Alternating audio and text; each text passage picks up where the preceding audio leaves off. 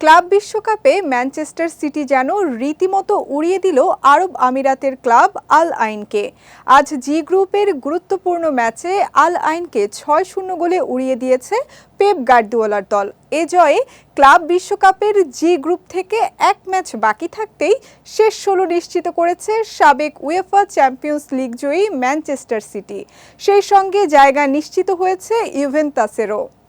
এদিন সিটির হয়ে জোড়া গোল করেন ইলকাই গুন্দোয়ান। প্রথমার্ধে ফ্রি কিক থেকে গোল করেন আর্জেন্টাইন তরুণ ক্লদিও এচেভেরি এবং পেনাল্টি থেকে গোল করেন আর্লিং হল্যান্ড। ম্যাচের শেষ দিকে বদলি খেলোয়াড় অস্কার বব ও নতুন সই করা রায়ান শেরকি গোল করে বড় জয় নিশ্চিত করেন। আজ আটলান্টার মার্সিডিস বেঞ্চ স্টেডিয়ামে ম্যানচেস্টার সিটির হয়ে দুটি গোল করেন ইলকাই গুন্দোয়ান। ম্যাচের ২৭ মিনিটে ফ্রি কিক থেকে ব্যবধান দ্বিগুণ করেন ক্লদিও এচেভেরি। এরপর প্রথমার্ধের বিরতির আগে যোগ করার সময়ে সিটির স্কোরলাইন ৩-০ করেন আর্লিং হল্যান্ড। পরে ম্যাচের দ্বিতীয়ার্ধেও ৩টি গোল করে ম্যান সিটি। এর মধ্যে ৭৩তম মিনিটে গুন্দোয়ান, ৮৪তম মিনিটে অস্কার বব আর ৮৯তম মিনিটে রায়ান শেরকি গোল করেন।